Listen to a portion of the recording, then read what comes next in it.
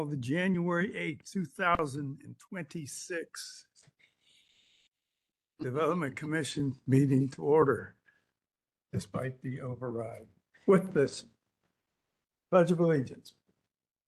I pledge allegiance to the flag of the United States of America and to the republic for which it stands, one nation, under God, indivisible, with liberty and justice for all. First thing on our docket tonight is a presentation from Jeremy Heater, Development Program Manager, Department of Development. Big title. Yes, sir, you got it. Thank you. Good afternoon, members of the Development Commission. My name is Jeremy Heater-Druitt. I'm the Program Manager for the Residential Tax Incentive Program. I'm here today because your seat on the Housing Council is about to expire. It's currently held by Janice Keys, and you have the opportunity to either reappoint her or choose someone else amongst you to serve for an additional 3-year term. But I'm also going to give an overview of the program as a whole, particularly the activities we've been undergoing the past 3 years since I last spoke with you all.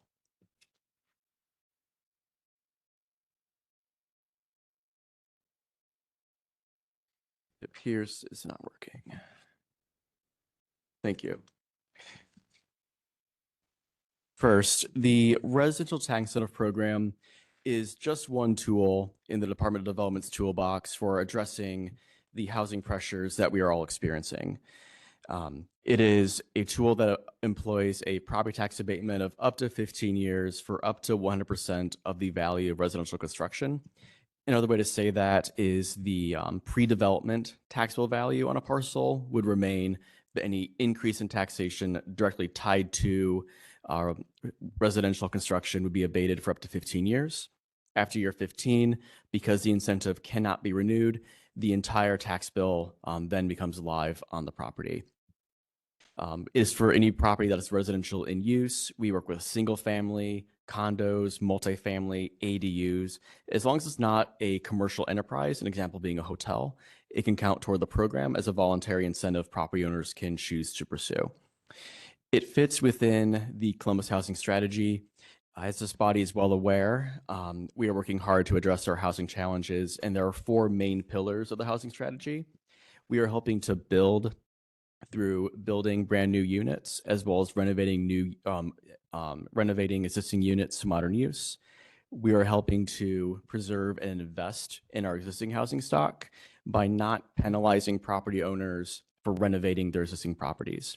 This is particularly valuable for homeowners who may be fixing up their roof, building an ADU. We don't want to penalize them for investing in themselves and in their communities. This incentive helps them to do that. And finally, through inclusion, we have a variety of affordability requirements based on the census tract, based on the build type, as one condition to receive the incentive. Next slide, please. Thank you. And I want to dig a little bit deeper into those affordability requirements and what we are trying to do here on the ground. There's not a family in Central Ohio that doesn't feel our housing pressures in some way. In the end, it will flow down to their end rent or mortgage payment. Even for more affluent families, they are experiencing a lack of choice due to underbuilding.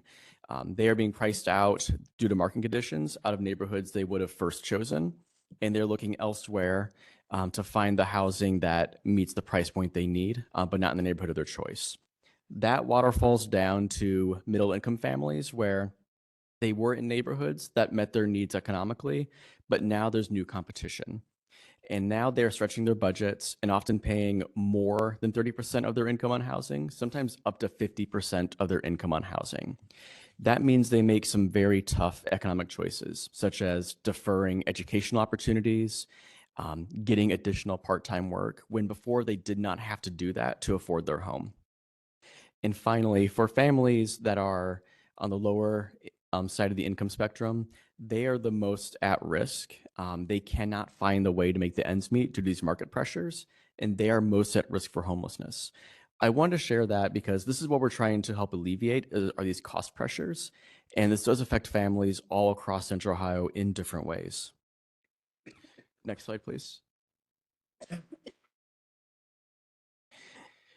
In the 3 years since I last spoke to this body, we've worked really hard to look at ourselves as a program with the city. How can we do better to achieve those goals? There are three broad themes I want to hit on today.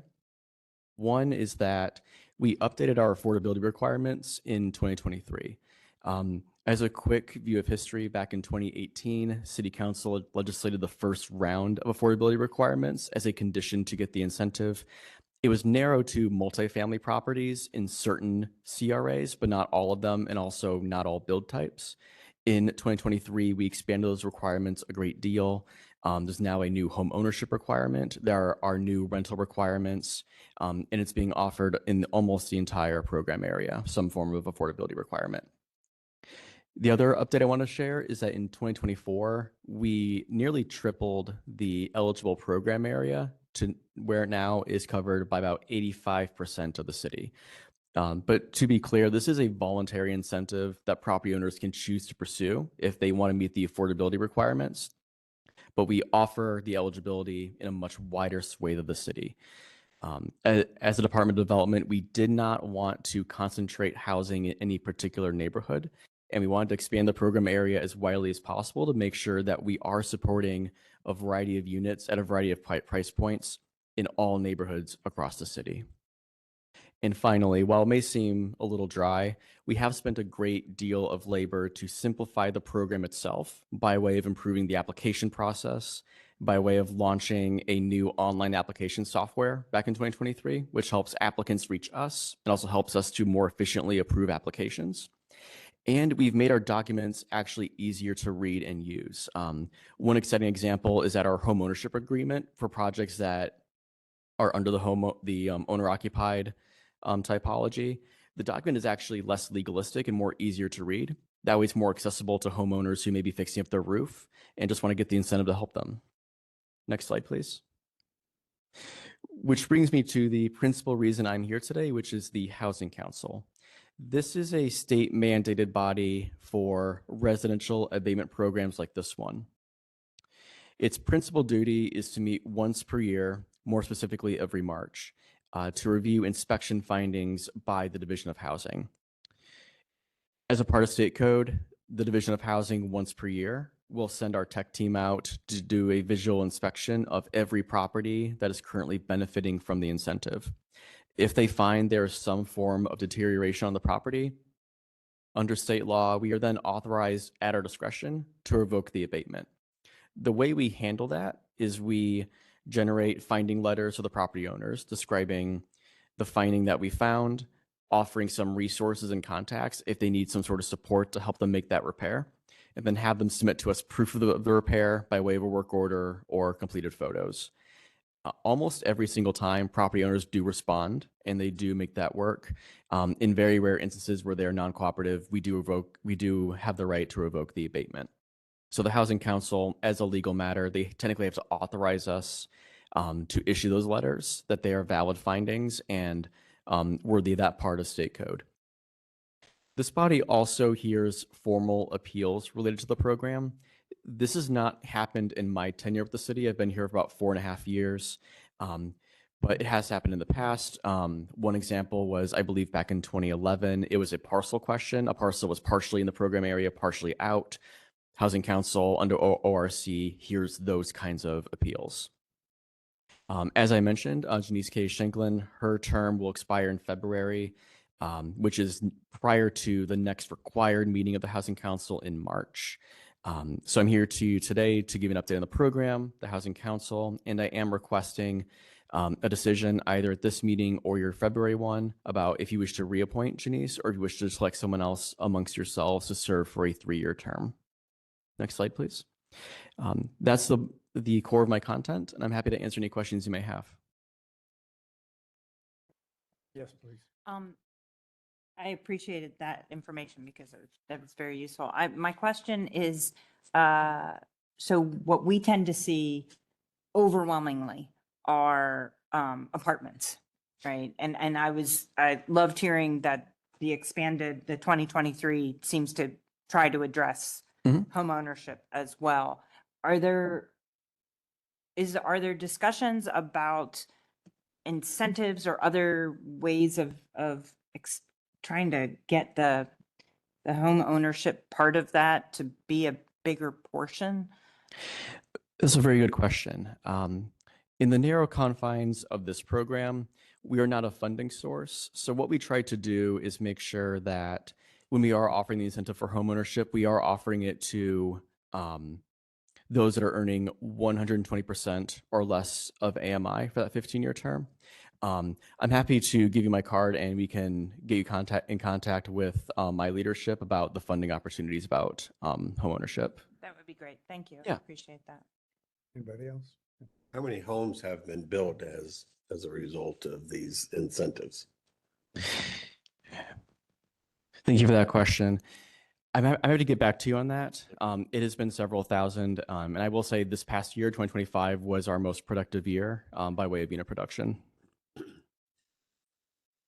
How do you foresee the ADU program Mm. working with the lower income spectrum of homeowners? Mhm. Yeah, so as you are all aware, City Council passed new legislation specifically about ADUs to streamline the permitting and the approval of those. Thankfully, ADUs, even before that legislation, fit pretty neatly in this program. It is residential use, therefore it is eligible for the incentive. It is a housing unit, and I bring that up because there are still affordability requirements. Depending on the census tract, depending on how many you're building. But what I foresee is that if there is more uptake of ADUs, thanks to that streamlining, you may see ADUs that do have an income restriction based on the affordability requirements. It hasn't happened yet. It's very new. But the program has in the past approved ADUs, carriage houses, although there was not a formal name to those things, but we have done that in the past. I guess my point was the ADUs get built here in the higher income homeowner range and not down here where they would be a boost for that. I mean, all of a sudden you get that sort of duplex thing Mhm. let's try to do. And is there any discussion with you guys about how you incentivize that further than just property tax abatement? Yeah, on the And if you yeah. haven't had any discussions about that, that's fine too. I just Mhm. was curious. Yeah, on the funding side, I have not heard of that. But I'm again, like Ms. Conroy, I'm happy to connect you with my leadership to see if there are any discussions about funding opportunities. But as far as this program goes, it is eligible. Depending on the census tract, there would be some form of affordability requirement in order to have that ADU benefit from the incentive. Okay, then I would like to recommend one person who is absolutely fantastically calibrated to take this role, and that would be Janice Keys Franklin. She knows everything about it, has 3 years' experience and looking for more. Can I get a second? Second. Okay, all those in favor for the recommendation that Janice take on and carry on this role one more term? Aye. Aye. All right, all those in favor? Aye. Janice, Chair, we're gonna have an actual vote, so we have it on Okay. record. Yeah, We so like I gotcha. we'll call the roll. Maria Conroy, Yes. Amanda Golden, John Ingwerson, Yes. Kay Mukwe, Yes. Dan Ferndelman, Yes. Janice Keys, Mm-hmm. abstain, She abstains and Chair, out of an abundance of, Chair Fitzpatrick. yes, absolutely. Thank you. You are unanimously elected to go on with. Thank you. Thank you very Okay. much. We've accomplished our goal and we learned a little bit. Thank you for your time. Okay, thank you. All right, getting back to the zoning agenda, case number 1, Z25-037-6495, Hall Road.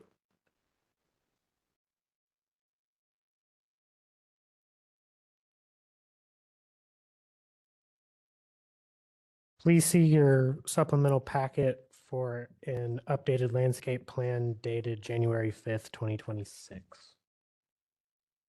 The 23.69 acre site consists of one undeveloped parcel spanning both sides of Hall Road in the R Rural District due to the recent annexation into the city of Columbus.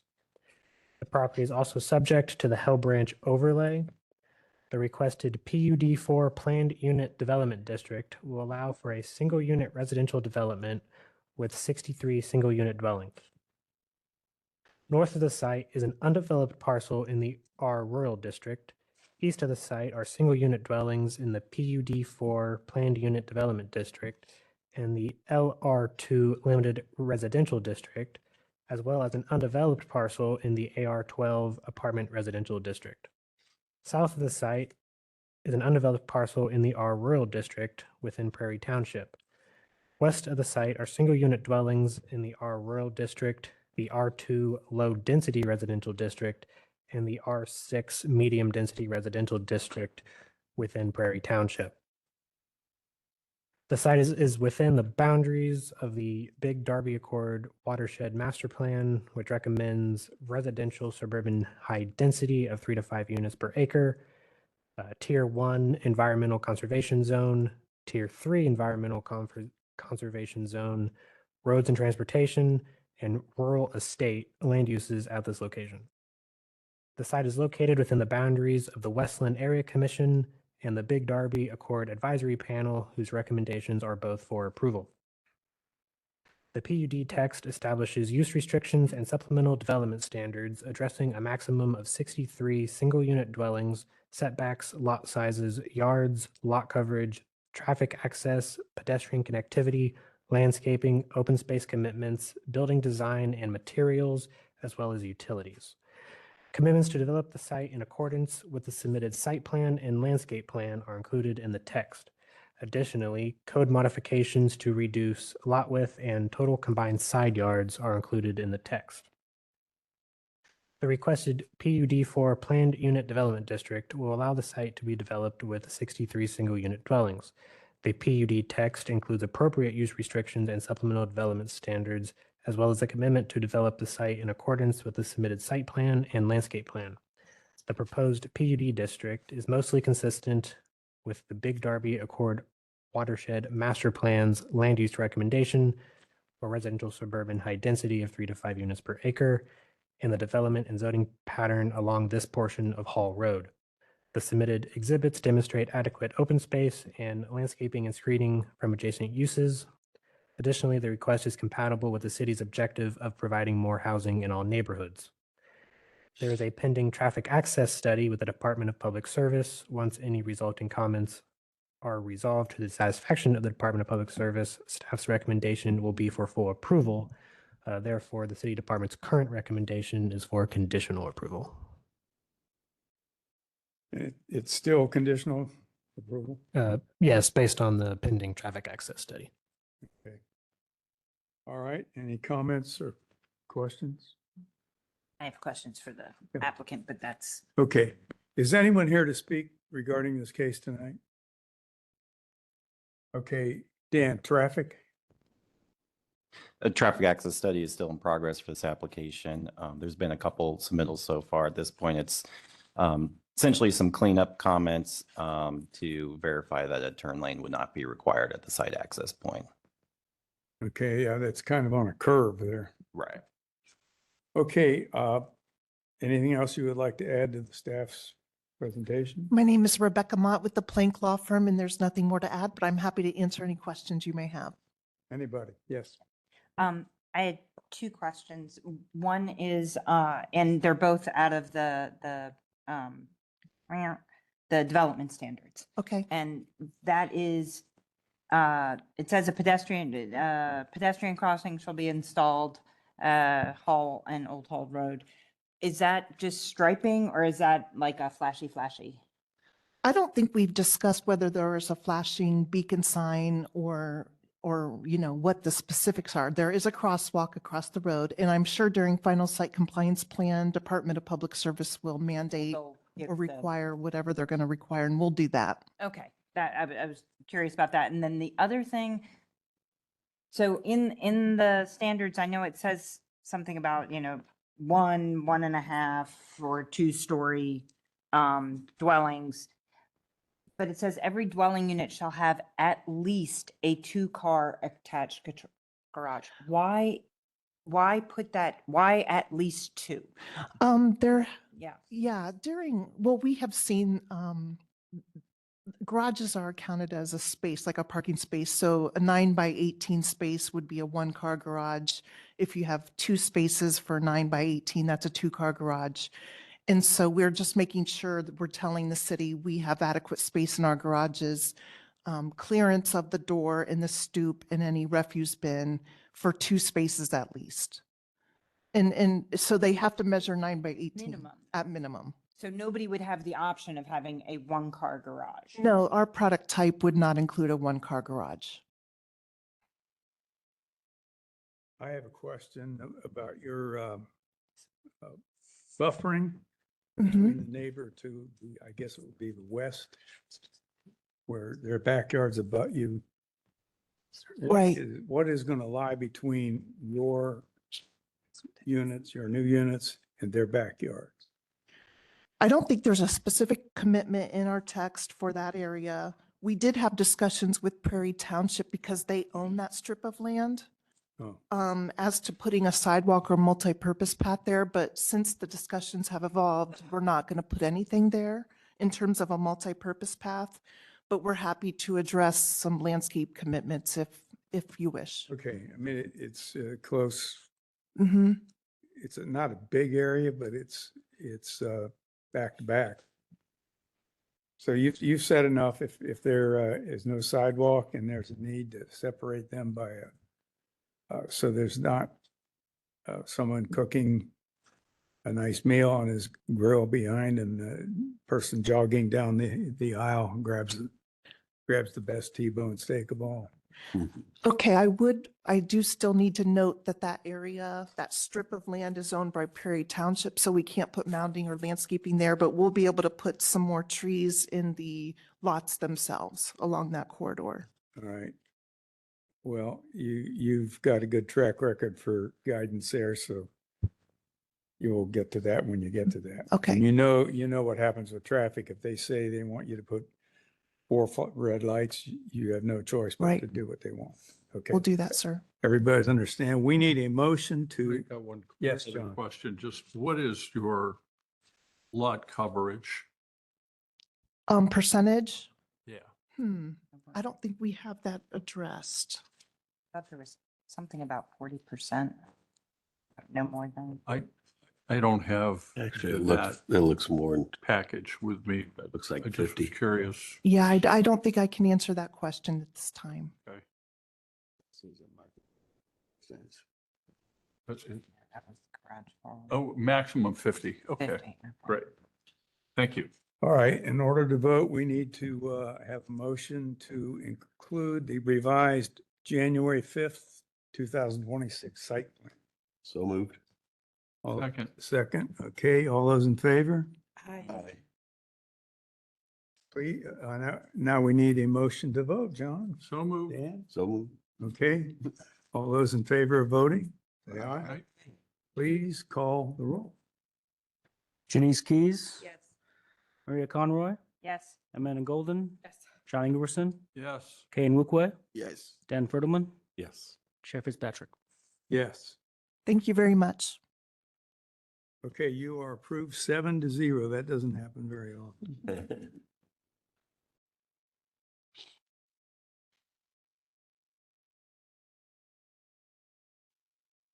Okay, moving on to, oh, by the way, cases number 5 and number 7, if anyone is waiting for one of those 2 cases, they are not going to happen tonight. They have asked for table, cases 5 and 7.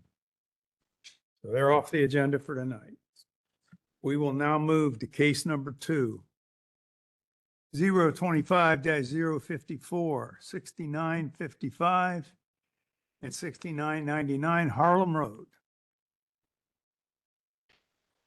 Please see your supplemental packets for updated staff report, which is an update of traffic management's comments, as well as 1 letter of opposition.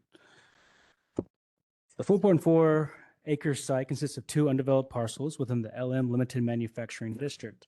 The requested AR1 apartment residential district allows for development of a multi-unit residential development. At the January 13th, 2025 Development Commission meeting, the site received a recommendation of approval to rezone from the R Rural District to the LM Limited Manufacturing District.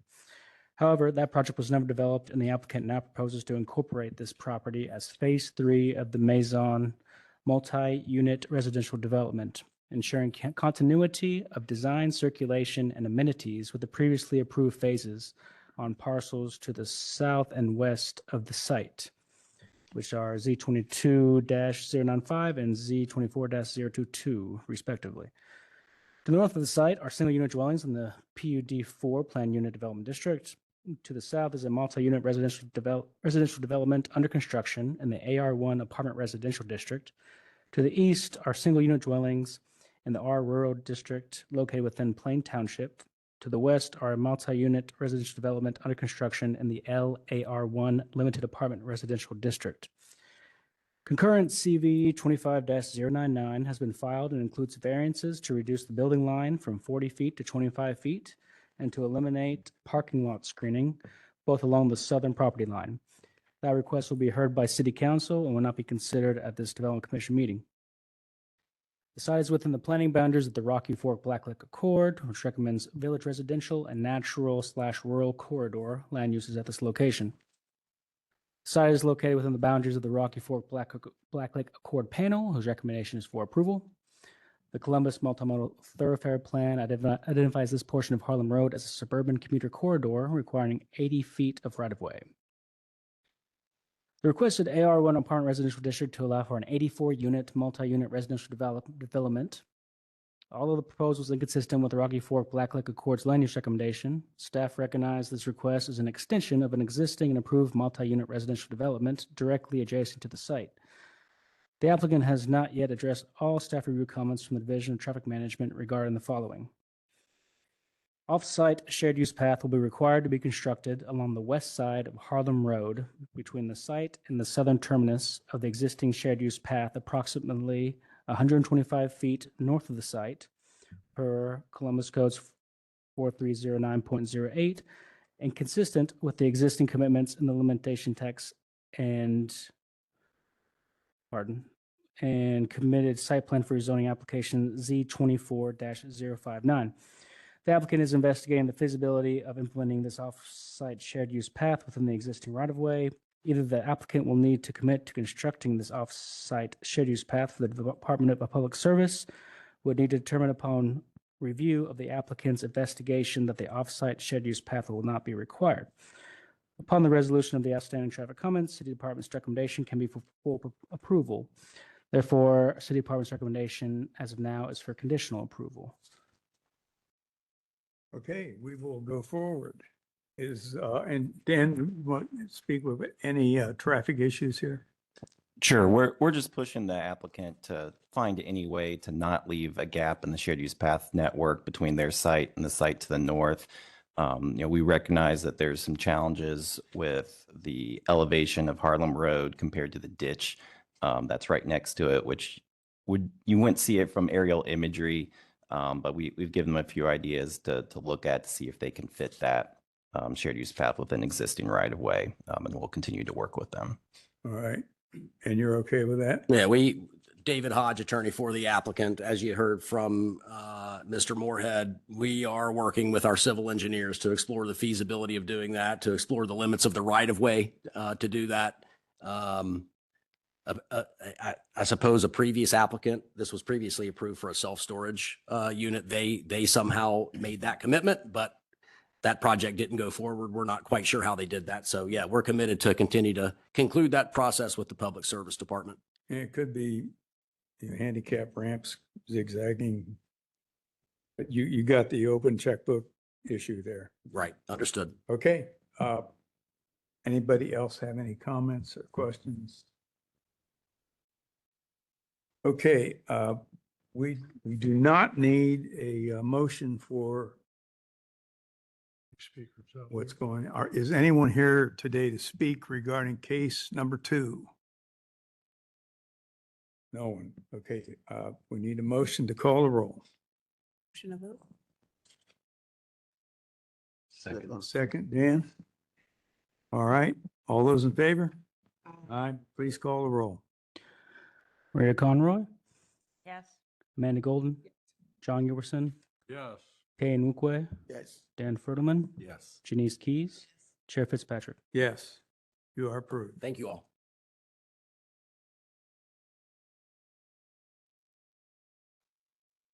Okay, case number 3. Z25-046, 7825 Flint Road. Please see your supplemental packet for an updated staff report. The staff traffic management comments were resolved, so that changes our conditional approval to approval, as well as an updated CPD text dated 12/30/2025 and site plan dated 12/24/2025. Site consists of 2 parcels, each developed with a single unit dwelling in the R Rural District. The requested CPD Commercial Plan Development District allows the development of a private parking lot on the eastern parcel, which shall serve an adjacent commercial use. The requested CPD district also allows the possibility of future limited commercial development. Existing single-unit dwellings may continue as non-conforming uses until the remainder of the site is redeveloped with commercial uses as provided in the CPD text. To the north of the site is a single-unit dwelling in the R4 Suburban Residential District within Sharon Township. To the south and east are offices in the CPD Commercial Plan Development District.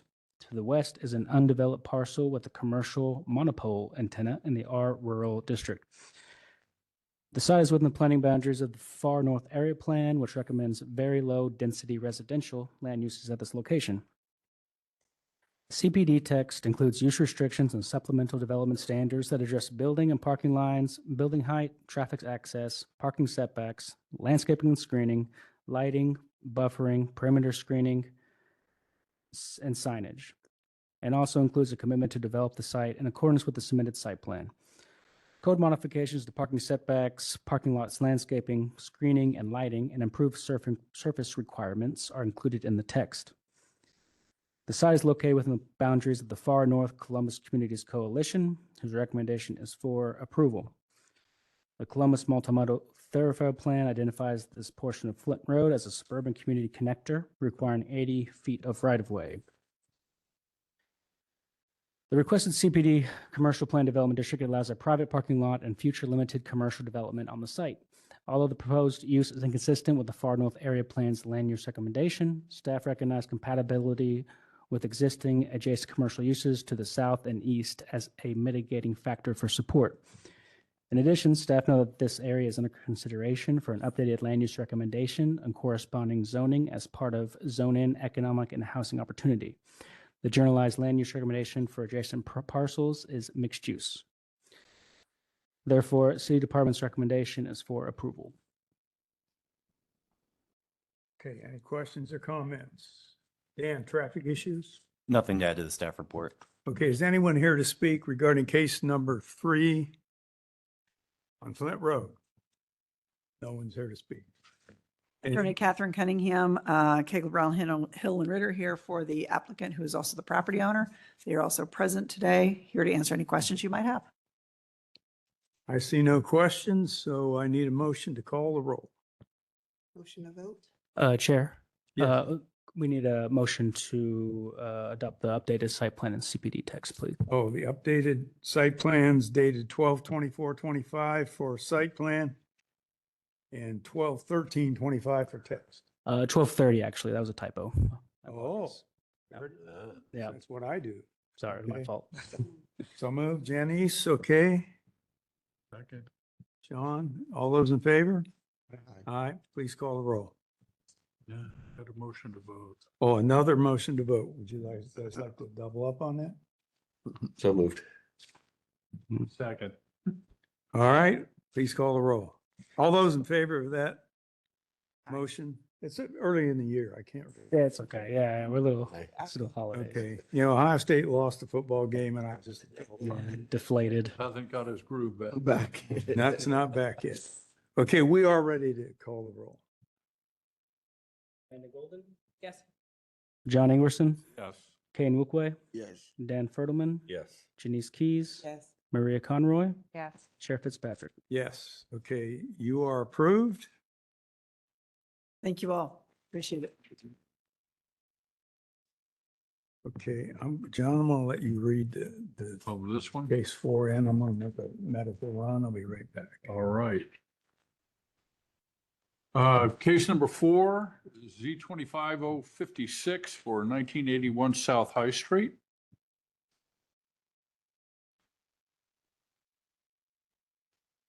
Hello, Hey. David. Hello. Staff report, please. The 14.71 acre site consists of 4 parcels developed within industrial use in the M manufacturing district. The site is subject to a council variance CV 22-0-104, ordinance number 2606-2025, which allows multi-unit residential development at an unspecific density with increased building heights of 60 feet. The applicant requests the ARO Apartment Office District to allow for the first phase of a multi-unit residential development. North of the site are industrial uses in the M Manufacturing District. West of the site is a quarry in the EQ of Excavation and Quarrying District. East of the site is railroad right-of-way. South of the site are office and warehouse uses in the M Manufacturing District. Concurrent council variant CV 25-103 has been filed requesting variances to reduce perimeter parking lot screening, the required parking setback line, allow a dumpster, and a required setback, vision clearance, building lines, and perimeter yard. That will be heard by City Council and will not be heard tonight. The site is within the planning boundaries of the South Side Plan, which recommends industrial land uses at this location. The site is subject to early adoption of Columbus citywide planning policies, design guidelines.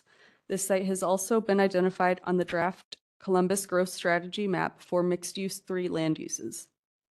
The site is located within the boundaries of the Columbus Southside Area Commission, whose recommendation is for approval. The Columbus Multimodal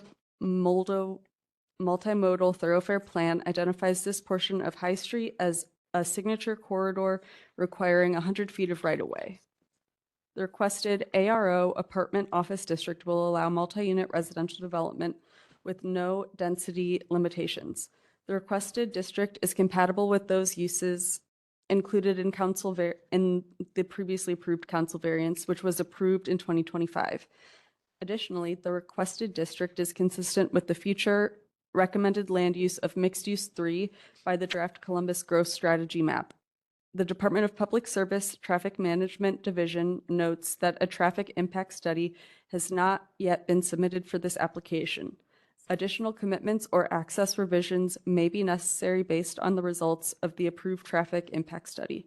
Upon completion of the required traffic impact study and resolution of any outstanding comments by the Department of Public Service, City Department's recommendation can be for full approval, and city's recommendations for conditional approval. Okay. Any questions? Dan? Since the time the staff report was written, the traffic impact study was submitted and is currently under review. Note that the Ohio Department of Transportation is also a reviewer because the study includes the State Route 104 freeway interchange ramp termini at South High Street. Have you studied this yourself or not? I've 'Cause I can actively ask been David. reviewing the study. You haven't. I'm just curious about access point for this. Since it's so close to the railroad bridge, I mean, you're coming off of South High Street. It looks to me about where Seagraves used to manufacture fire engines. I can speak to it a little bit. You're coming in at the bottom of the bridge, the bottom approach to the bridge, right? That is generally correct. Yes, sir. Okay.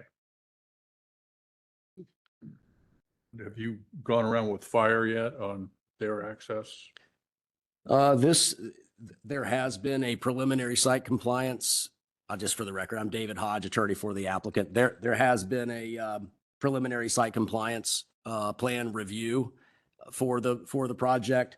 This property has been the subject of a handful of applications, both this west side of High Street and also the east side of High Street. If you're unfamiliar with this is South High Street, just north of 104, and it's the Fort development. The Fort redevelopment on the east side has Fortner and their company. It's got City Winery. There's a brewery there, and it's really a beautiful redevelopment there on the east side. The same group has acquired most of the property over here on the west side. For some reason that I'll never quite understand, this stretch of property was excluded from Zone N Phase 1. Everything south of 104 was in Phase 1, and everything that you see there north of the railroad tracks was included in Phase 1. This was excluded. This group that I represent tonight is a affordable housing developer from Salt Lake City, Utah. They are in contract on the property and have this proposal that they're bringing forward to do 455 units, 100% of which will be offered at 60% of the area median income.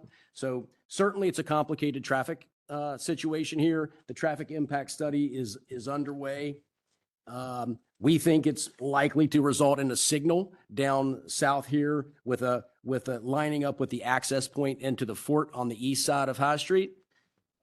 As we've worked through this, and again, I've done many things here, including variances, council variances, started a zoning that didn't go forward because of the complicated traffic component here, all of which has been supported across the board. We have a couple of different civic associations here. The Southside Area Commission process requires that you meet with the civic association. In this case, believe it or not, here on the west side of High, that's the Marion Village Civic Association. We met with them.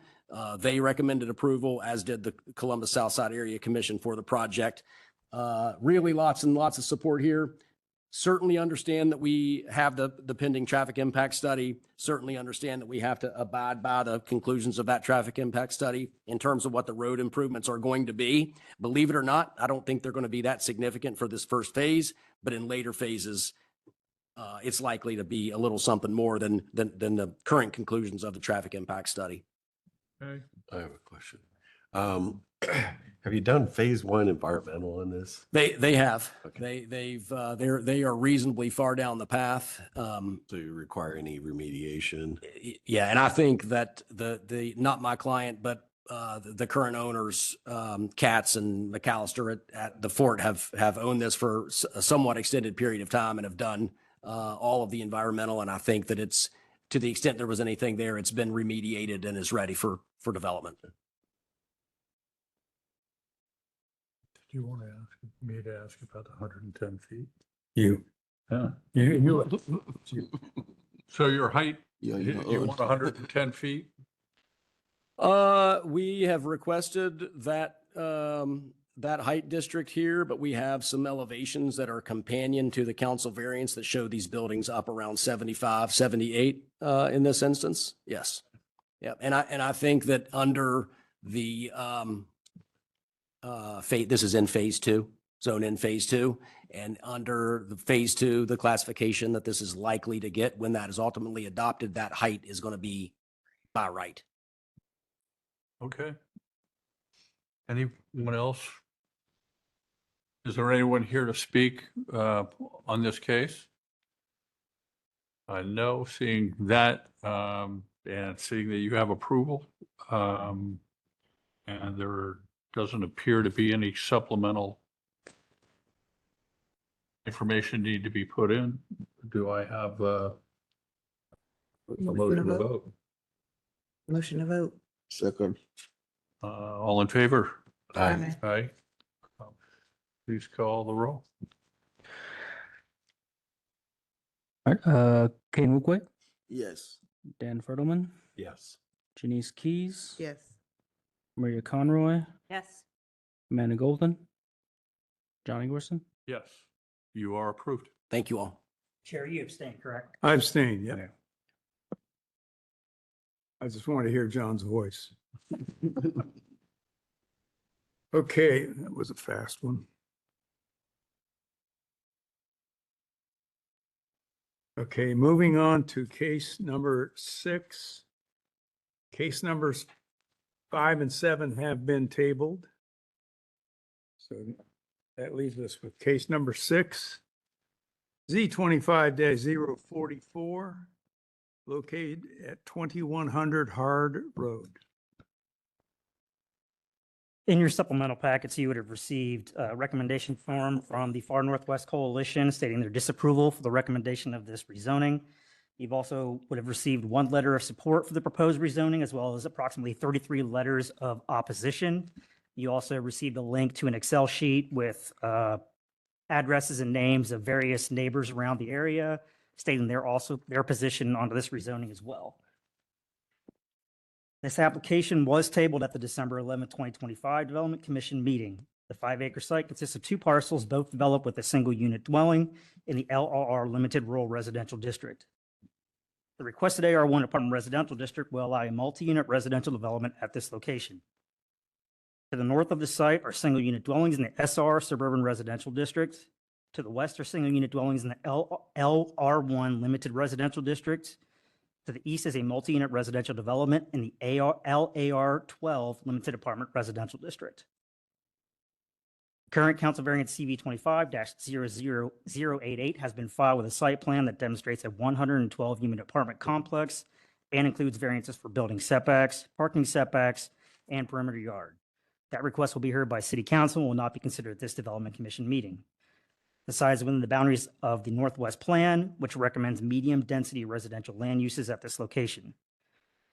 The site is located within the boundaries of the Far Northwest Coalition, whose recommendation is for disapproval. The Columbus Multimodal Thoroughfare Plan identifies this portion of Hard Road as a suburban commuter corridor requiring 120 feet of right-of-way from the center line. The requested AR1 apartment residential district will allow a multi-unit residential development that is compatible with the density and development standards of adjacent multi-unit residential developments. The proposal is also consistent with the Northeast Plan's recommendation for medium-density residential land uses. Additionally, the proposal also meets the city's objectives for providing more housing to the area. Therefore, city staff's recommendation is for approval, and I'm happy to answer any questions. Any questions? None? Okay, Dan, any traffic comments? Nothing to add to the staff report. All right, is anyone here to speak regarding case number 6 tonight? 1, 2, 3. Multiple people. We travel by the city council rules. 3 people can speak for 3 minutes each. Do not be redundant and go over the same railroad tracks. So of all of you that put up your hands, if you can boil it down to 3 people, keep it to 3 minutes each. The Northwest Coalition, Far Northwest Coalition, I think that's a speaker from the 3. Yes, that is true. I would, but in the meantime, I think there's more than 3 other hands. Okay, we'll have the Northwest area representative speak first. 3 minutes.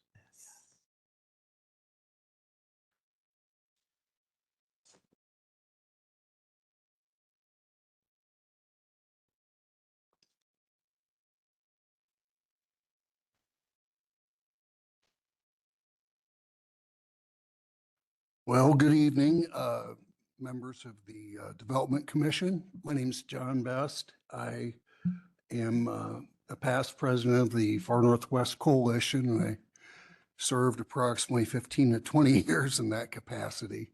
And I've seen a lot of changes in the Northwest, certainly in the over 40 years that I've lived in the area. And some of the things that I'd like to, we are in fact opposed, as was indicated. This property is surrounded by single-family residential, and the allowance of a 3-story building is very intrusive. next to those single-family residents who have put their good hard-earned money into their properties and haven't, certainly have had no idea that this would even be proposed as a possible way to develop the property. It's also surrounded by a single story apartment complex that's immediately next door. So this is going to tower over everything in the area. We're leery about the traffic consequences of adding this many units, especially it could be cut down a great deal if it were 2 stories, which is really what we're advocating. If it's going to be developed as apartments, then we're basically putting our foot down and saying this, it's not appropriate and it should in fact be 2 stories. So anyways, the subject property here, also, I know that our speakers are going to address this in a great bit more detail, but this is a potential wetland. There potentially could be underground springs and other things that are feeding into this property. There's very dense forestry. I don't think the forestry representatives from the city have been on that property to evaluate it. So we haven't seen a report, at least, to that effect. As a member of the Far Northwest community for as long as I've been up there, we've had I'm so sorry. That went off before 3 minutes. You must referee against Ohio State. Yeah, you know that is. So anyways, what I was trying, excuse me, go back to my notes. What I was essentially trying to say is it took us really from the 1970s when the Northwest Plan was put together. Hard Road wasn't even widened, although the community pushed very hard for it. We have 2 high schools. We have a middle school. We have, I think, 3 elementary schools in the area. We just got, that particular thing done in the past 15 years, and it took like maybe 4 to 5 decades for Hard Road to be as it is today. It was well done. However, Smoky Row is another thing, is another roadway that's also critically important up in this area. This is going to create even more pressures to further widen Smoky Row. The city put a lot of money recently into widening Smoky Row. They basically put in a turn lane at a number of key intersections. We're just, we'd like to see responsible development. We believe as a group that a property like this shouldn't receive tax abatements. This is a big creator of traffic. And the traffic, if we get multiple 3-story apartment buildings all throughout this corridor, Smoky Row would have to be widened. And what we'd like to see is tax increment financing if this is the way our community is going to go. There should be impact fees for this and not abatements. So those are our specific things. The other thing, of course, is, and I kind of alluded to this, is that this sets a precedent for the area for this corridor, and it just simply doesn't fit. We have single-family residential primarily up in this area. It's a community that's certainly very suburban in nature, and that's essentially all I have in the 3 speakers. I'd like them to provide additional details for you in their own in their areas of expertise. And let me just advise you that when you go forward to the next hearing you'll have is with City Council. correct. and they abide by the same format. We just mimic them. We recommend to them and they take action to make it official. So Okay, you'll yeah, have the same scenario where there'll be specific speakers, 1, 2, 3, and 4. Okay. all right, Okay, understand. next speaker. I apologize for any redundancies. I didn't know exactly what he was going to We'll say. make you stand in the corner. Oh, please don't. Okay. My name is Deborah Link, and I speak on behalf of the residents of Columbus Northwest and surrounding neighborhoods who will be directly and negatively impacted by application Z25-044. Let me be clear. Our community understands responsible development. What proposed tonight is not responsible. While our area includes apartment, context matters. Existing development along Hard Road are 2 stories or less, setback with green space. Nothing along Hard Road resembles the dense 3-story complex composed on just 4.7 acres. With homes on 2 sides and 1-story apartments adjacent, residents will endure blocked morning sunlight, increased noise, intrusive lighting, and parking overflow. This current site is currently zoned for medium density, 10 to 16 units per acre. The applicant seeks high density up to 24 units per acre. With 112 units on 4.7 acres, this proposal reaches maximum density. Traffic on Hard Road is already a daily struggle. Adding hundreds of additional trips will significantly aggravate congestion for residents, commuters, and families. At the November 20th public meeting, the developer made it clear that density would not be reduced. Residents were told that they could choose between a nice 3-story apartment project or a not nice 2-story one, demonstrating disregard for zoning standards meant to protect our community. Safety is also a serious concern. Hard Road is designated in the city's high injury network and is among the most dangerous roads in Columbus. Crashes are frequent, and there are 6 schools within 1.7 miles of this site, including 2 high schools along Hard Road. Increasing density here has put lives at risk. Parking will be inadequate. Only 212 spaces are proposed in an area that is not safely walkable and lacks reliable public transit. Overflow into nearby neighborhoods is inevitable. Finally, the 15-year tax abatement is irresponsible in our opinion. It puts further strain on police, fire, road maintenance, and schools. This tax abatement shifts costs unfairly onto existing Columbus taxpayers. We urge the Development Commission to vote no. This high-density proposal is detrimental to the Columbus Northwest area. If the developer would not want this next to their own home, we will not accept it next to ours. Thank you so much for your time. Thank you. Okay, next speaker.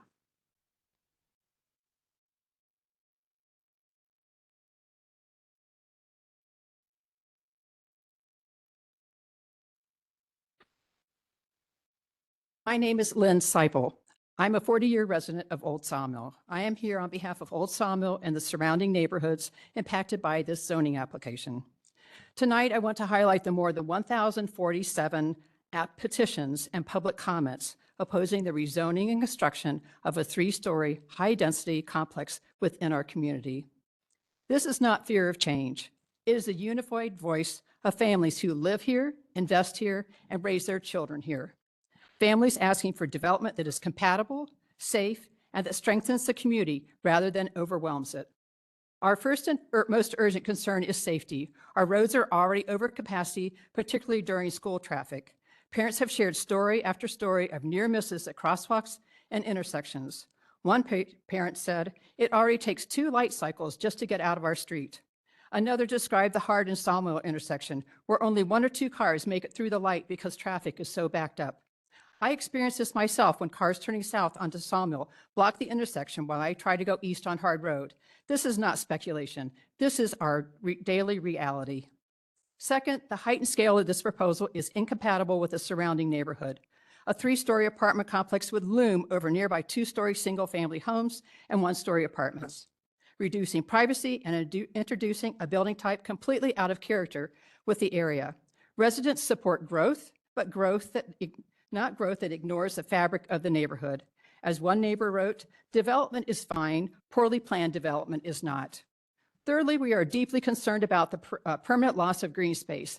This land is one of the last natural buffers in our area and plays a vital role in drainage, stormwater management, and wildlife habitat. It has remained largely undisturbed for over a century. Residents report the land being waterlogged 70% of the time, and Olentangy wetlands identified Kokomo hydric soil and Crosby silt loam with wetland potential. The question remains, where will all that water go? Into the yards of existing homes? In addition, mature oak, pine, walnut, and evergreen trees will be lost forever. Once this land is gone, we cannot get it back. Finally, there is concern about the proposed 15-year tax abatement. When a large development does not pay its full share, the tax base does not grow, yet demand for services remains. That burden ultimately shifts to owners through higher taxes, new levies, and reduced services. Simply put, residents subsidize the developer. The message is consistent. We are not opposing development. We are asking for development that respects safety, scale, and long-term community health. That is why the Far Northwest Coalition of Columbus voted unanimously against this proposal. This is not fringe opposition. It is a clear voice of a community most directly impacted. We respectfully ask the Development Commission to deny this rezoning request in its current form and to pursue alternatives. Thank you for your time and for listening to the families you represent. Thank you. It was very clear cut.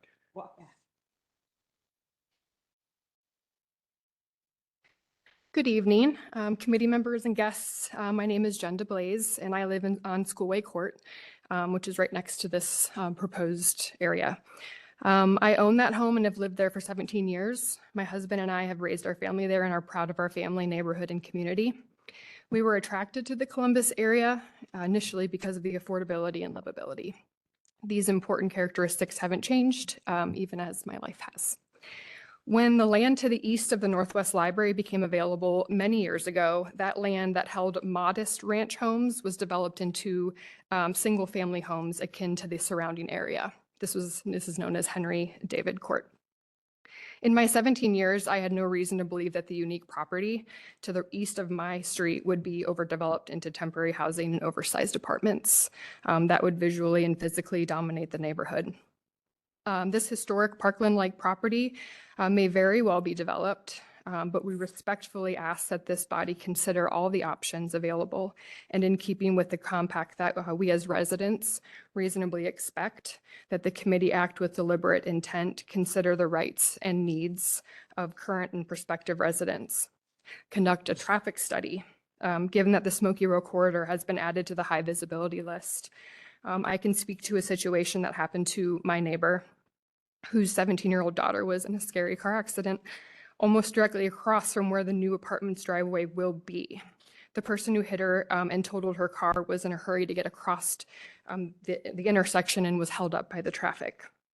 How many more accidents will that stretch see when 200 cars are added to the already congested road? There will be 3 new young drivers this time next year, just out of the Schoolway Court street alone, one being my son, so you can see why this is, affecting me. Outside of safety concerns, the trees, bluebirds, possums, deer, and other wildlife cannot directly ask for continued quiet enjoyment at 2100 Hard Road, but if they could, they would probably implore the committee to consider its own forestry plan and intentions. As there is public discussion related to the forestry master plan about requiring protecting the tree canopy on private properties, such as other cities have done, this is a key opportunity in otherwise developed area to preserve what I estimate are over 50 mature trees that are not calorie pears, and many other trees which you could identify in a survey. This minimal pause would be a great step toward helping Columbus maintain its tree canopy under the UFMP. I've read that the current tree canopy covers just about 22% of the city, which is notably less than other peer cities. If the zoning variances go through, 100+ units will be wedged into under 5 acres with space maximized for the renters, with perhaps on a notional commitment to preserving trees, which is hard to do when you're compacting and paving over the roots of pin oaks, black walnuts, and many evergreens. Just wanted you guys to consider that. I just recommend more time and more data, and thank you for your consideration. Okay, thank you. Dan, traffic issues have been mentioned. There is no traffic report for this case. No, Chair, for the proposed 112 dwelling units, we would anticipate 58 AM trips and 69 PM trips. That's AM and PM peak hours. That's below the threshold for a traffic impact study to be required. And which that threshold is 200 trips. We also look at offsite intersections. If there were 100 trips, say, for example, an offsite intersection, we might ask an applicant to look at that intersection. But this development's well below that threshold as well. All right.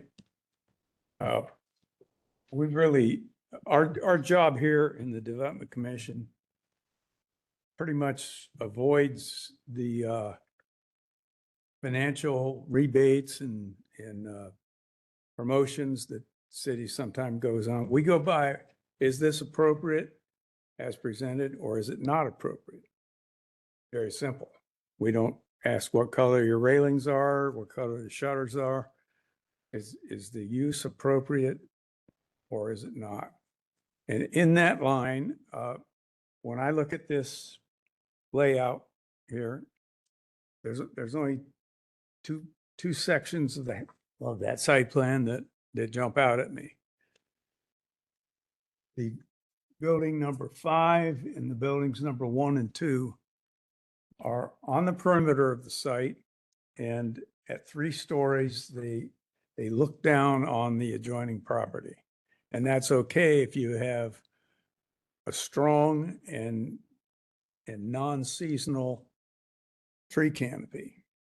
Nobody wants to be intruded on by balconies that look down on their patio. They basically see landscape as they look away from their house while they're sitting on their patio.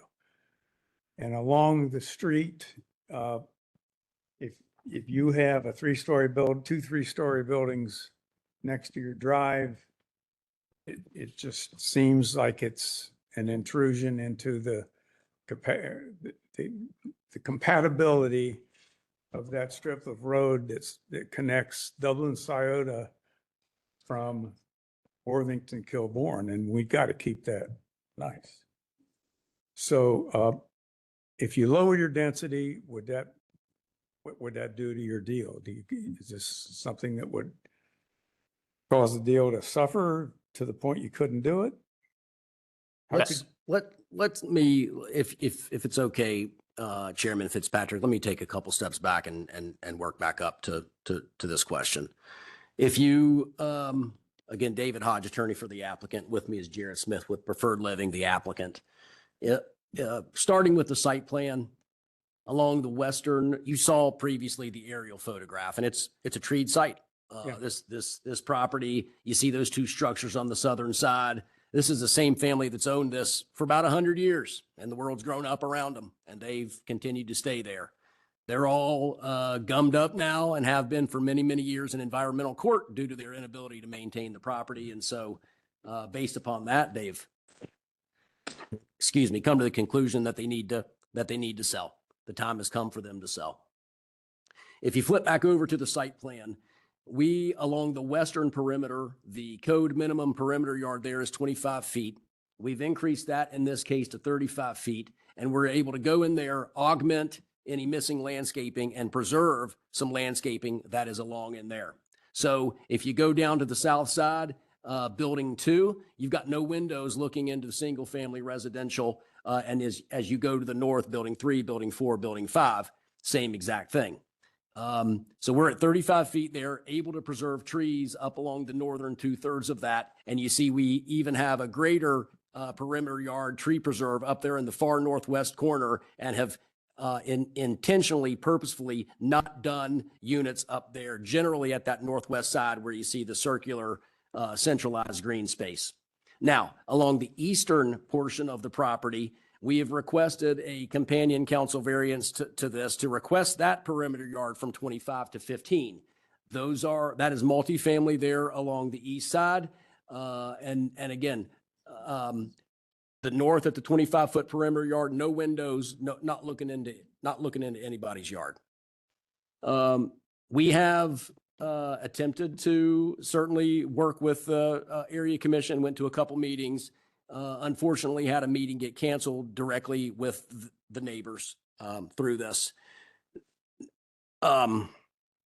So you guys are probably going to think that I'm a little bit of a broken record because I'm going to say some of the same things that I said to you a couple months ago, and I'm going to keep saying it because I think it's correct. What I said a couple months ago, and that evening prior to your meeting, city planning was here. It was Mark Dravillis and it was Louis Taba.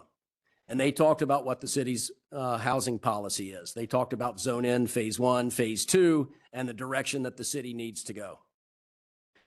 Along with that, I talked about what our mayor has said about housing. And I talked about what our city council has said about housing. Tonight, just by happenstance, it's not a plant by me, just by happenstance, Mr. Heater Druhot was here from the city's housing office. And he was talking in general about the Columbus housing strategy. His quote was that we're currently experiencing significant housing challenges. But if you really unfold what Mr. Druhot was talking about and what the Columbus housing strategy is, which is policy, the Columbus housing strategy is acknowledging the fact that Columbus has experienced rapid population and job growth, creating a housing market where demand far outstrips supply. This imbalance has driven up prices and made it harder for many residents to find affordable homes. The housing strategy was created to change this trajectory by promoting development of more housing at all price points, from market rate to workforce and deeply affordable units, while also supporting neighborhoods. The Columbus housing strategy also says the following: to build. That's one of their pillars that you heard Mr. Druhot say earlier. One of their pillars is to build, increasing housing production significantly, both market rate and affordable, so the city can meet current and projected demand. This means simplifying regulations, encouraging development across diverse neighborhoods, and using tools like zoning reform and tax incentives to promote construction. We also heard earlier from the city staff, and their recommendation based upon city policy is an approval, an unconditional approval. And Mr. Rose read, I think, 3 or 4 principles of forming the basis of their recommendation to you. Their recommendation to you is to send this on to city council with a recommendation of approval.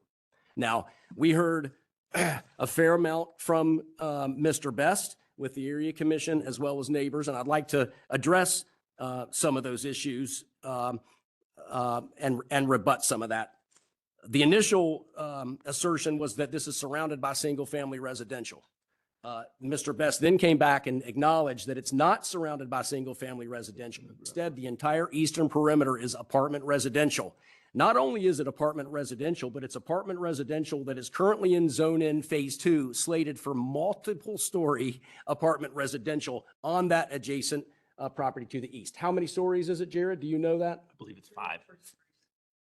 4 or 5 stories adjacent to the east. There was an insinuation about a negative impact to property values. Well, across our entire city, there's zero evidence that new apartment residential development has a negative impact on property values. I'll tell you what does have a negative impact on property values, though. And what's happening generally in our community with reference to property values is that we don't have enough supply. That's why our tax bill goes up every single year we get it. We don't have enough supply of housing in our market. That's not David Hodge. That's Jeremy Heater Druhot. That's Mark Dravillis. That's Louis Taba. That's the Columbus housing policy that they just now talked about. We talked about towers of buildings. These are in a 35-foot height district. This is in the same height district as the property to the east, the property to the west, the property to the north, and everything to the south. We are just a parcel away here from the intersection of Hard and Smoky Row. We've got 12,000 trips a day here down Hard Road with very developed road improvements and existing infrastructure supportive of this type of development. There was a mention of wetland, We've done preliminary engineering, and of course, if the property's unsuitable for development, no development will go forward. Based upon our preliminary engineering, we don't see any of those same things. Lots of discussion about a tax abatement. That's city policy. They adopted a citywide CRA, and that's city policy. So we're not here, as you said, Chairman Fitzpatrick, to debate that. With reference to parking, we have more parking here than the code requires. We are parking this site to serve the residents. Preferred Living is certainly an experienced developer. They know how many parking spaces they need to provide their tenants. A happy day for them is when someone renews their year lease, and if someone can't park near their apartment, they don't renew their lease. And so Preferred Living, based upon their abundance of experience in the marketplace, knows how many parking spaces they need to provide on site. We're providing enough. We're providing more than the minimum required by code. There was discussion about the acreage. This is 5 acres, and there was significant discussion about traffic. You heard from Mr. Moorhead. We worked with Mr. Moorhead and his office to centrally locate the access point, but traffic is a non-issue here. Hard Road is, as I mentioned, a very developed roadway that has seen many, many improvements in years past. There was mention of a petition. I saw the petition earlier today. You know, petitions are petitions. People can write very inflammatory things on a petition and almost get anybody to sign just about anything. So I don't give that petition a tremendous amount of credibility. What I would like to say before I stop talking and close my mouth and open up my ears to answer any questions from the commission, I want to read one of the letters that's in your packet. I just got this packet mid-afternoon today, so was able to go through it. A lot of it was multiple contacts from the same people, but this one is the one that really struck me out of everything in the packet submitted to the Development Commission. This gentleman said, "I'm writing to express my support for the proposed 3-story apartment building at 2100 Hard Road. A NIMBY resident group trying to spur opposition to the project dropped a flyer on my porch this morning. So I think it's important the city hear from residents of this neighborhood who support affordable housing and oppose economic segregation. Our neighborhood features wonderful economic and racial diversity with several multifamily complexes along Hard Road and throughout the Northwest Quadrant. It's not an enclave for the privileged seeking protection from Black, brown, and poor people. More affordable housing will only enrich us, and the city has a moral obligation to allow for such development. I stand against all efforts of boomer NIMBYs to protect their personal wealth against the interests of lower income and families struggling to provide a better life for their children. Please approve this project, 2 exclamation points. So do we have some opposition to this? Sure we do. Is doing this kind of development in the community difficult for all of us? Sure it is. Are we in changing times in the city of Columbus in terms of what our development is? We absolutely are, and you guys are hearing it month in, month out here. I am too, because I'm out in these meetings, I'm out at area commission meetings. But here's the truth, and this is what our city policy is. The trends and patterns of the past do not work. They haven't worked.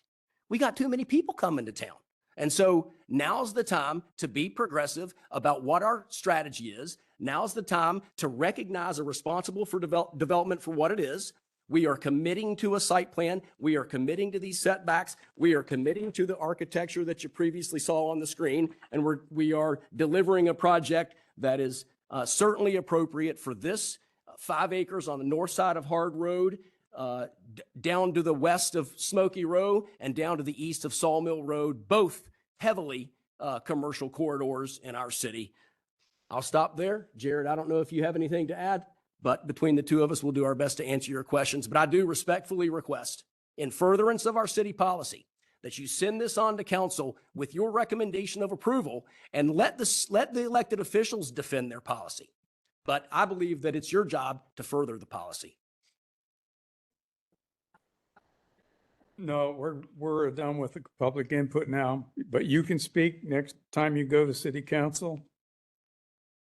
Make your list. Okay, Who wants to start? Somebody respond. I'm, I, David, you're very eloquent. It's easy to be eloquent when you're right. I'm not sure that you're going to succeed.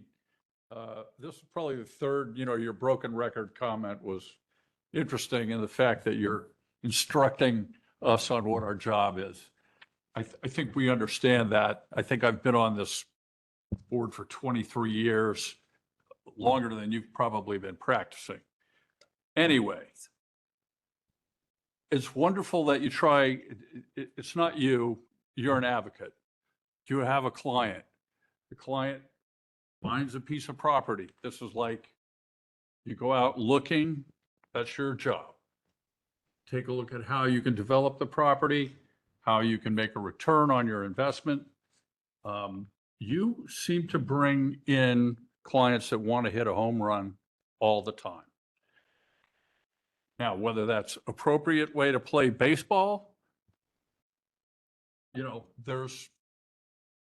are situations where you want to hit a double and it'll work. When you look at 4 houses or 5 houses smushed together and put down on this piece of property behind 4 single-family residents, it's, I don't know how to say this graciously, but it's like being in the middle of an airplane seat with a couple 300-pound people on, it's not comfortable. It doesn't look comfortable. You've got more blacktop, the best lawn and amenities that you have besides the pool and the dog park are behind the garages. That's a home run stamp. Boom. How many units can I fit on the property? That sort of makes it a decision about whether it's appropriate or not. Yes, it's appropriate for housing. Does the mayor want this? The mayor wants us to determine what's appropriate, what fits. You have a point that things have to change, but you don't have to hit a home run here. And, let me second, every client I've had for 40 plus years walks in with an empty piece of paper, says, this is my property. Show me how much I can get on the property. So you say, well, it's a setback here, setback here, setback here. And if we put things together, each parking lot 62 feet wide, we graph this out, your maximum density, your maximum highest and best use, let's call it, is pretty aggressive. If you're the first guy out in some wildlands, nobody notices and you can do it. When you try to fill in, it starts to step on the toes. And over those 40 years, we have held people back. We have held people to a reasonable fit that nothing is over intruded. And when I looked at this site plan, I said, well, it's like one of those plans that you went to the sidelines and you filled in the gaps and you got in there everything you could fit. That's what most architects are asked to do. If they do less, they're subject probably to get sued for being dumb.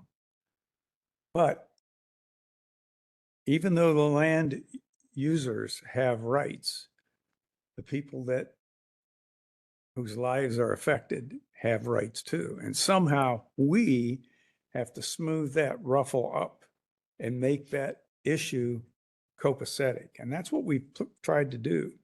And frankly, when this new code came out, I thought, man, what is going to happen when I'm looking at somebody sitting here that I held back and said, you got to shut down this building from 3 stories to 2 stories, or you need to add green space.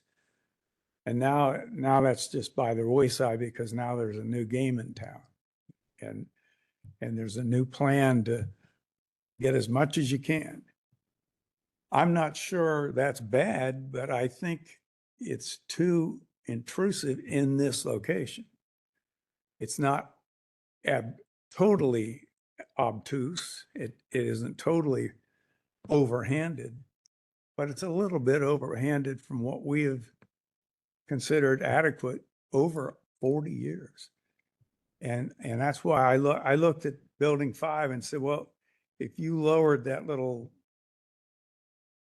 looks like a circular track, that little lawn piece, made that a little thinner, you could move building 5 a little bit further to the west and have much less of an impact on the neighborhood, not knowing that this is a future 3-story neighborhood across from me. 5-story? Well, the same thing's going to go. Is anybody going to be happy with a 5-story building shoved up against 1 or 2 Yeah, stories? I think that single-story apartment complex that you see there to the east, when it's zoned for 4 or 5, whatever the case may be, I think that is a property that's likely to turn over and redevelop. For sale, those are people's homes. They have backyards too. I've met those people. Well, we're going to run into these kinds of conflicts. So the developers that are inclined to take the master plan and push it to the max aren't going to be living in an even validation. The city would like to have 12-story buildings so they can get more taxes. It's wrong. It's too much. But where's the line? Where do you draw that line where you have a good neighbor consistency? And we've been all about consistency for well over 40 years.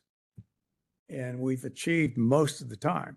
And basically the best achievement is when half the people leave the room and hate you for helping the homeowners and the other half hate you for holding back the developers. So the concessions or the commitments you've made on the west property line, where there's that tree strip, that's meaningful. That's way more meaningful than a 35-foot lawn. People can sit out on their patio and look at trees, and they don't really see what's behind there. That's the ideal world. Now, can you do something like that and pull this off? If you're going to have 5 stories behind you and you're going to abut the people on the east, I would expect a blend that way, or at least an accommodation. One of the most impactful times that someone sat at a table like you're at was a guy that was raised on Studer Avenue in the South End. And on the front, the next street to the south is Whittier Street. And somebody wanted to put a CVS drugstore. I thought, well, it's time somebody came up and invested in the South End, because nobody does anything in the South End very aggressively. And some young man said, I was raised on Studer. I want to raise my kid on Studer. I own a house now on Studer. And if you let this CVS in, it'll ruin the whole neighborhood and I'll have to move. And I changed my vote. I said, well, he's got a point. Even though it does something good for Whittier, it's too much of an iron hand on what's happening to everybody in the rest of the block. I don't think you've yet found that fine-tuned touch here. And frankly, I think sometimes, in my experience, if I took a project into some city or a zoning for whatever the use might be, if it was rejected by the local people, the owner would step back and say, well, what if I sold that for less than I asked for? Because it didn't pencil out with the developer. It wasn't the right formula for a return on investment. And you're not out to build for charity to lose money. You're out to build for charity to make something really good and get a return. And it's hard to do both in any economy, whether it's 20 years ago, 30 years ago, it's hard in any economy. But this pushes everything you've got here to the max. It's a picture frame without any relief. And, you know, it's relieving to sit here and say, okay, well, don't worry about the east side because there's going to be big, huge units. But who's to say they're going to get through zoning without bleeding somewhat? And if they're 10 feet away from your setback line, you're not going to like that very much. You're probably going to go in and oppose them. So in light of this group making promises and achieving commitments from people on both sides of the picket fence, this doesn't get us to that consistent and well-founded place yet. There's still work to do. Yeah. And we got a baby coming tonight, so. Right. One thing that I want to mention, and this is really mostly a Mr. Ingwerson comment, but I think many of you will remember this. I was here probably a couple years ago now. I don't know, time flies, with a townhome project over on Broadview off of Hamilton Road. Different density than this, but really a similarly shaped property. And that, I think we ended up tabling that proposal and never bringing it back. And I don't know, Mr. Ingwerson, if you remember your comment about it, about the site plan. Corn cob, looked like a corn cob. I do remember that one. Looked like a corn cob. That's a year of I corn. got that Yep. from Fitzpatrick on Go Down Road about 7 or 8 years ago. Yeah, before your looked time. like a corn cob. So, you know, and that's radically different density that we're talking about here. You know, that would certainly be, you know, that would be. David, that can would I be take, can I take a moment on the, if you don't mind, on the site plan? And I appreciate your comments about obviously making a return on an investment and doing a project. Whether you believe it or not, the site plan you see in front of us was call it the original site plan presented to the neighborhood. The reason I presented it originally this way is to avoid playing games with anyone about trying to say, look what I changed and look what I did on this site plan from the very beginning. From the time that we submitted it, the only thing that's changed for the most part was building 1 and 2 up front were one building. But in working with the city and everywhere else, it was very important to have that entrance centralized between those two intersections previously to try to avoid kind of what, I don't know what you want to call them, Dan, kind of diagonally oriented four-way intersections between the entrances and those two roads to the south. The other thing obviously we did was shift the site plan east a little bit towards the multifamily away from that. But something that we did from the very beginning that we felt was important, obviously, was maintaining that tree buffer, but more importantly, pushing everything away from those. You know, building 3 and building 4, whether it doesn't look like it or not, they're 100 feet from the property line. We also added a couple garages. We did add some garage buildings. Those are single stories along the western property line. One comment, because everybody keeps talking. There are 107 vacancies we found in early December in the A complexes within a half a mile of that apartment complex. 107. Okay, let's get back to our So input. going along with that was the building orientations in and of themselves. The building orientations, as we've talked about in the past, were, for lack of a better words, put towards the short side of the projects for the most part, right? You're putting the shorter side or the shorter end towards both sides of the projects. The last building up in building 5, yes, we did put that up in the corner, but we forced it, for lack of better words, as far away from, call it the single family as we could with this, you know what I mean? But putting it on the same time on the other multifamily that is pretty close to its property line. Now, again, it's only single story, you know, with the next phase of zone, as we mentioned, much higher density is planned for that area. Will that redevelop tomorrow? No, absolutely not. Will it develop, you know what I mean? When it goes through in July or August, is that going to happen absolutely next year? No. But all we're saying is that when you look at the yellow, orange, red, purple maps, that's going to be that color of orange. It's going to show a 65-foot height district right It's next door. also on the major intersection. And it also is, so it faces, or it would be Hard and Smoky Row. That does not, That- that is not on the hard intersection. The one that you're talking about someday could go The- up to. It is not on the hard intersection. It's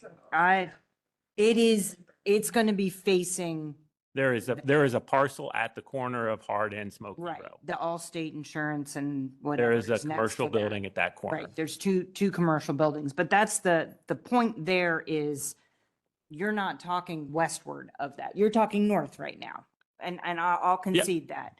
But you're not transitioning. If that goes, what you're talking about, okay, that goes in the next. It goes, In Correct. 4 stories, whatever it is. And then this parcel, and then 2 stories. actually, I think I am transitioning when I'm saying that it starts at 5 stories, I go down to 3, and then it's going down to 2 single family. 4 stories, the one where the, So, well, Okay, so- we will, that, We don't it know. feels a different intensity on that, in that parcel than this one does. That's what I am saying. I And appreciate that. Yeah, no, and like I said- I see what you're saying. I do Yes. understand that. I Going understand and around that appreciate. area is so not the intensity that I'm seeing in the site plan here. I would And say, I'm looking at height. yep, no, you're looking at Because height.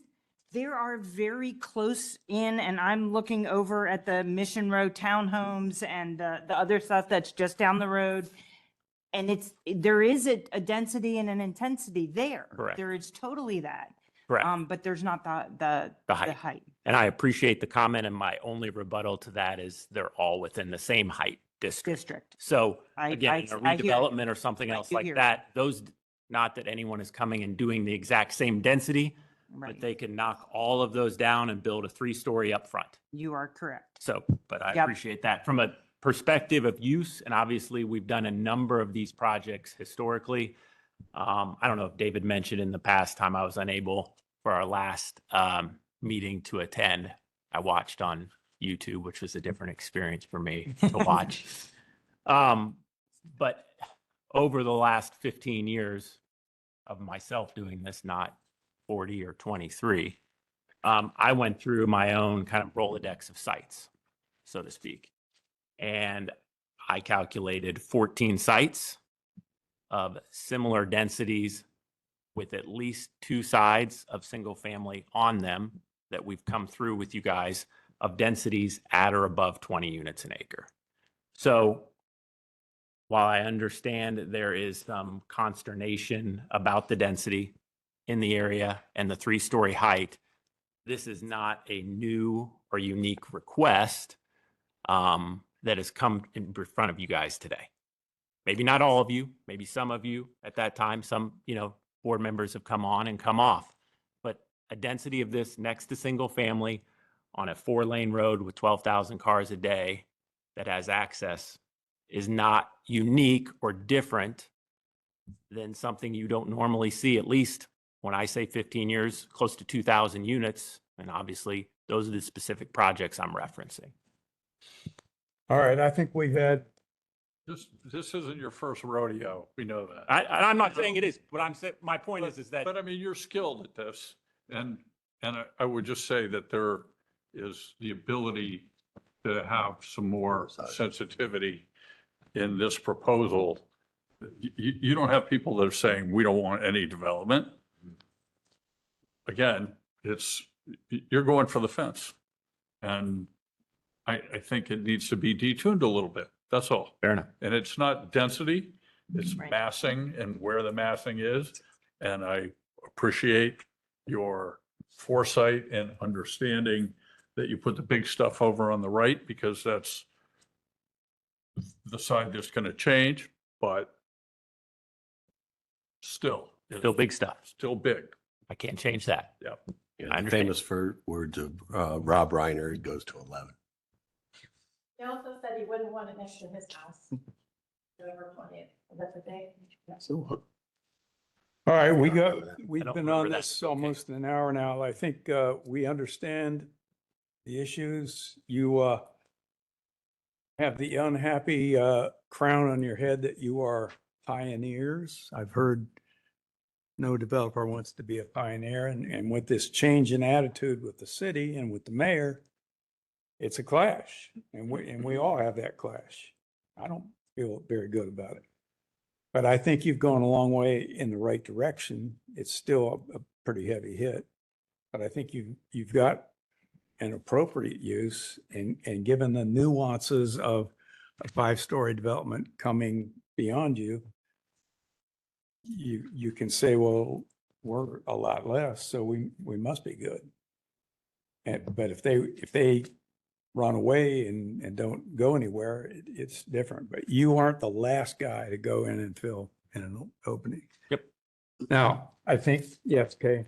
I have a couple of questions. Is there an office, rental office in this complex? One of the units will be used as the rental. Clubhouse and fitness Okay. is in on the first floor in building 1. And then the other one is to follow up what John said about massing. You may be within the 35 feet high district, but in terms of contextual relationship with your neighbors, it looks overwhelming. So probably when I look at the perspective, that it wouldn't be a bad idea to rethink the roof profile and see if that will help you, come down a little bit. But on the other hand, also what the chairman said, building number 5, the racetrack you have right there is good, but I think it looks like it's a wasted land, to be exact. Probably wouldn't be a bad idea to move building number 5 a little bit further east to now give you that separation on the east property line. And then somebody read something about if you want a beautiful 3-story building or ugly 2-story building. Can somebody explain what that meant? I can address that comment. My comment in general was that you can do 3-story buildings really well, or you can do a 2-story site of the same density very poorly. And in doing that, my commentary, and I think you guys see enough about density, and this is approximately 24 units an acre. I can fit, when I say I can, we can draw a site plan at 24 units an acre on 2-story buildings. What that looks like is a giant U of buildings with a centralized parking thing. And that was commentary around doing 3-story, quote, well or better than doing the similar density of 2-story. Perspective on the commentary itself. Now, let me ask the obvious question here. Do you want us to go ahead and take a vote and then go on to city council? You may take a vote. You want to take a vote? Yes, sir. Okay. I would like somebody to motion to take a vote. Motion to vote. Second. All those in favor of taking a vote, say aye. Aye. Okay, please call the roll. Kane Nwukwe,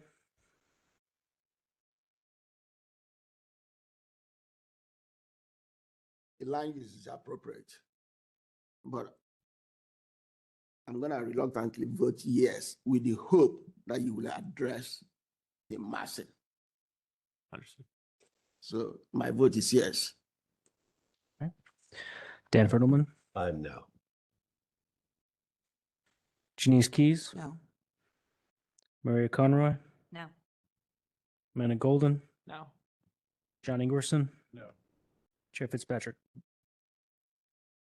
Well, no matter what I vote, you are not going to get approval, but you're close. And if you put your nose to the drawing board, you can get there. It's an appropriate use, and it takes delicate handling. It's nitroglycerin, and you need to tweak it. And you have a site plan that really addresses those things, and walls are where they should be. You could easily move building 5 further away from that line, and maybe it does make sense if there's taller buildings coming. I don't know if they ever will get there, but you got room to manage. But you've managed the quest for density and the quest for a return on investment, and you have good architectural features in your product. So I'm going to vote yes, like Kay on Wolcaway, in the sense that I think you have it in you to make this thing proper. And perhaps you go back to the seller and say, we need to do something to impress city council. We're on our way. We're still on our horse, but you are in this transition period, and so are we, where it's hard for us to say, this is how we acted with a case a year ago, and this is, oh, we abandoned that because the mayor said he wants more apartments. We still have to have some consistency and a sense of even-handedness. And you've come a long way. You're almost there. So that means we have to fill out one of these forms that city council will see. And there'll be 2 yeses and 5 nos, but you do have a chance to clean it up and make it work. So that's a vote. No has 4 votes, 5 votes, and yes has 2 votes. We appreciate the opportunity to make the presentation to you and for you to listen to the broken record sometimes. Well, we give you a few broken records too, including cobs of corn. Okay, we got to sign. This area, I just want to thank you for seriously considering the impact. They can say that the tax point's only 4 stories that they can build over there. So the impact that this would have, like, our neighborhood is a plethora of beautiful people, all walks of life, all ages. That letter that gentleman wrote was from one person. We know who it is. That's not going to do it. Oh, Thank you. we understand. Thank you. And there have been cases where we voted no, or we tabled